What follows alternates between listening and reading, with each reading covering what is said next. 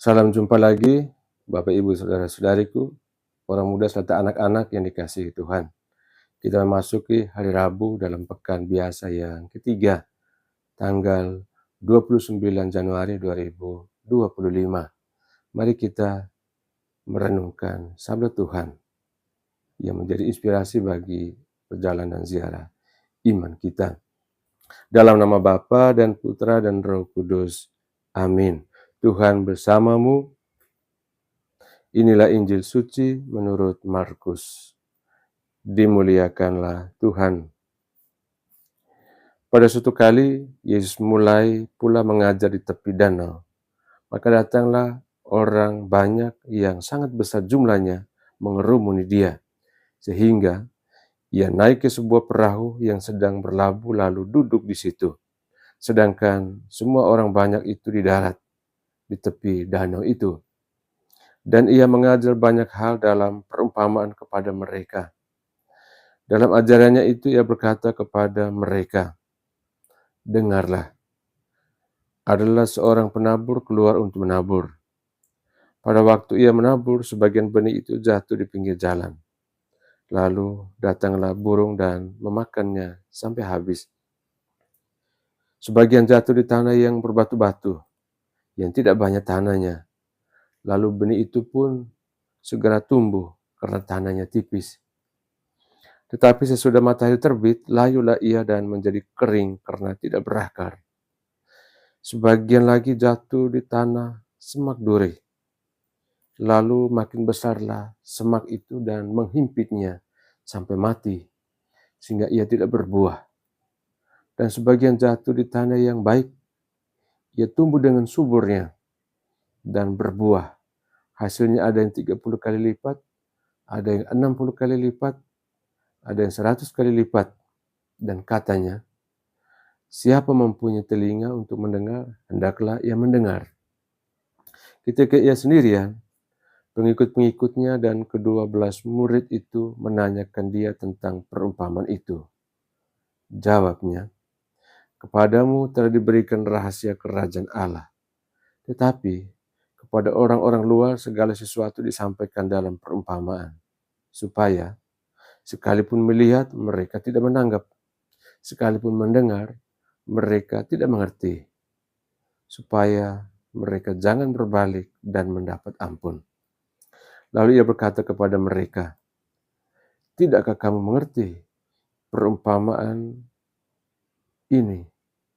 Kalau demikian, bagaimana kamu dapat memahami semua perumpamaan yang lain?" Penabur itu menaburkan firman. Orang-orang yang di pinggir jalan, tempat firman itu ditaburkan, ialah mereka yang mendengarkan firman. Lalu datanglah iblis dan mengambil firman yang baru ditaburkan di dalam mereka. Demikian juga ditaburkan di tanah yang berbatu-batu. Ialah orang-orang yang mendengar firman itu dan segera menerimanya dengan gembira. Tetapi mereka tidak berakar dan tahan sebentar saja.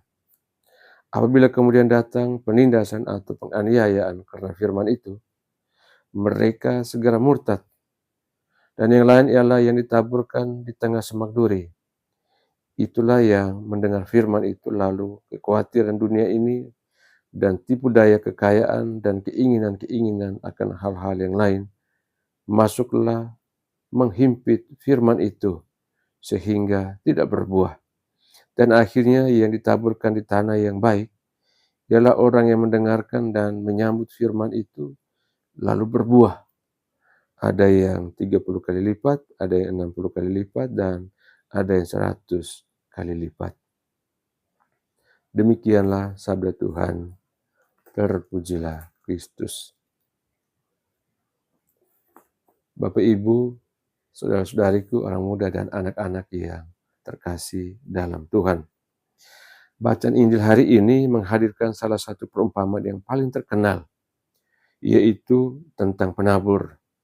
Yesus menggambarkan 4 jenis tanah yang menerima benih firman Tuhan. Tanah di pinggir jalan, tanah berbatu, tanah berduri, dan tanah yang subur. Perumpamaan ini mengundang kita untuk merenungkan seperti apa kondisi hati kita dalam menerima firman Tuhan.